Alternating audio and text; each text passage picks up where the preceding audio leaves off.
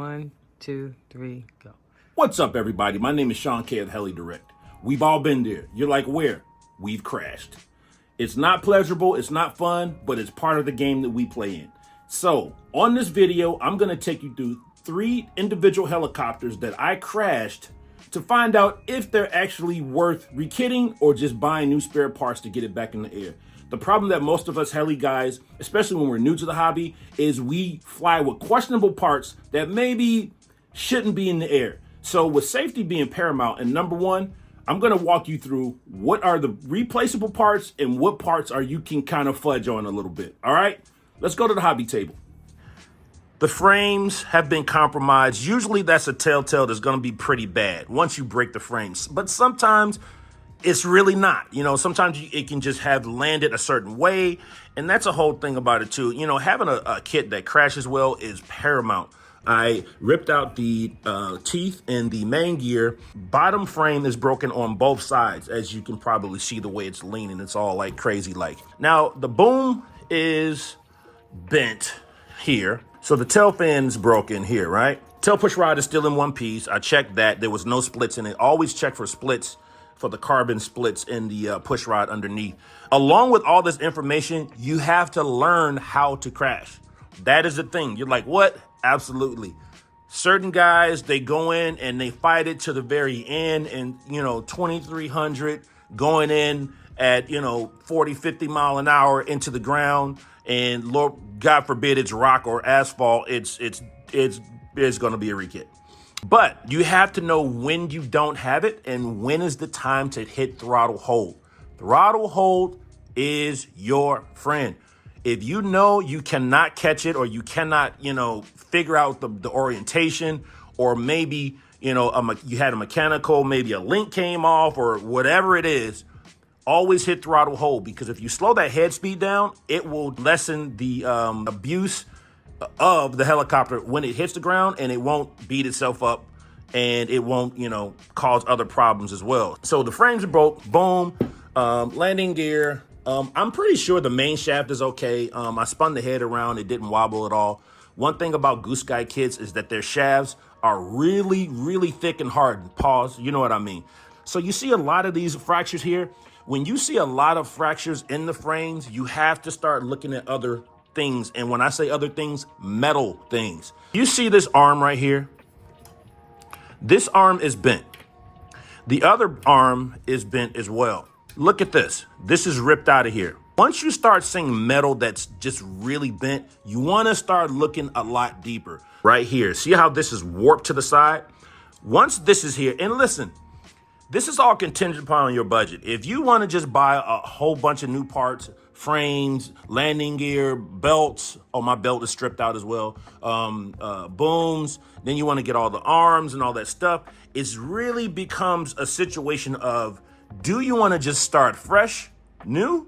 Or do you want to potentially have some problems show up later on 20, 30 flights in because you wanted to save some money? Sometimes you have to just bite the bullet and do a rekit. You always want to check your electronics, my servos, the torque servo. I've actually never stripped a torque servo in all my crashes, knock on wood.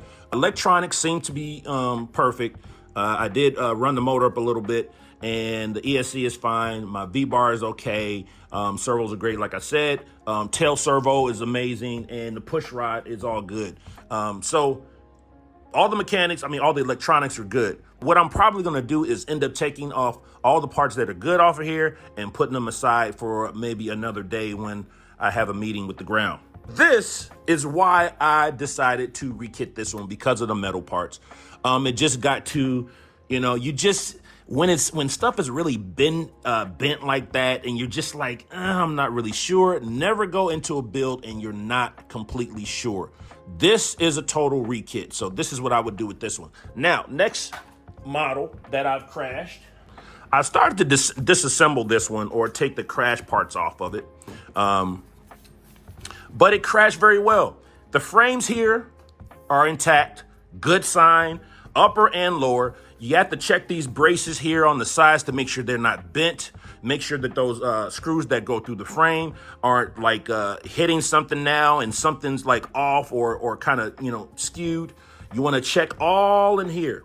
you know, all through these little followers. You want to check everything that goes through the frame. Just make sure everything is still straight this way. Check the bearings, because usually if it's that bad, it's some bad bearings. And you don't want bad bearings anywhere in the model, even in these little follow arms and stuff like that. You just want to make sure everything's A-okay. Now for this one, it was very minor. I got the landing gear, broke both of the struts here on the side. Of course, the boom was broken, but the belt is okay. Always make sure you check your belt. Make sure there's no missing teeth. Make sure you check the main gear and the belt pulley as well. Make sure there's no missing teeth anywhere. This is one of the reasons why you need to hit throttle hold when you go in, because if you know it's going in, you don't want power to all this stuff just tearing and ripping stuff apart. So for this one, not a big deal. I'm not going to rekit it. I already have all the parts. It was minimal parts. The tail section was pretty okay, but I'm going to change some things just in case. So this is totally not a rekit. This is the Raw 500. Now, I am not going to rekit this one because the crash was kind of located to one area. Sometimes you have like crashes where, you know, the rest of the bird is fine. The blades might even survive. And then it's just all this carnage like right here or right here. Also, what's really cool about this is that the sacrificial pitch arm broke where it was supposed to. The crack here, you're like, okay, of course, now let me start looking upwards, you know? Of course, we got to replace the top frame on this side, lower frame on that side. Then you want to check for bent battery rails. All of this is contingent upon what your budget is, what model you're flying. But I will tell you this, it's always going to be your judgment call of, do I rekit or do I just get parts? Most of the time, it's going to be just get parts. Here's the thing, too. A lot of guys are not sure if something is all the way bent, and then they might be like, hey, man, they might ask a buddy, and they might, you know, if you're in doubt, just get a new one. Now, some guys don't really care, and they're just like, you know, I can fly my boom. It's just a small little bend in it. Okay, all right, you know, it's your machine, but you always have to make sure safety is paramount. Safety has to be the front and foremost thing, most important in any of these models. You just want to make sure that this model is going to go where you're telling it to go. But this is why sometimes, you know, you just, on those days when they have sales at Heli Direct, just stock up on crash parts. Those are the three models. Someone else might have a different opinion on when to rekit or when not to. But like I said, safety is paramount. So please don't put any models in the air with parts that you're not 100% sure about. It's just not worth it. Make sure all your arms and your mixing arms are straight. Make sure these servos, turn them on, add a little pressure up and down. Make sure they're not catching or glitching. Sometimes the servo might seem like it's working, and it might be at a certain point where one of those teeth are either weak or they have fallen off, and it catches in the right place, and then it's locked, or it just goes limp on you. I've just seen a lot in my day. I've seen a lot. So I appreciate you guys checking this video out. I'm going to order some parts on helidirect.com, and I appreciate you guys, and I'll see you at the next Fun Fly.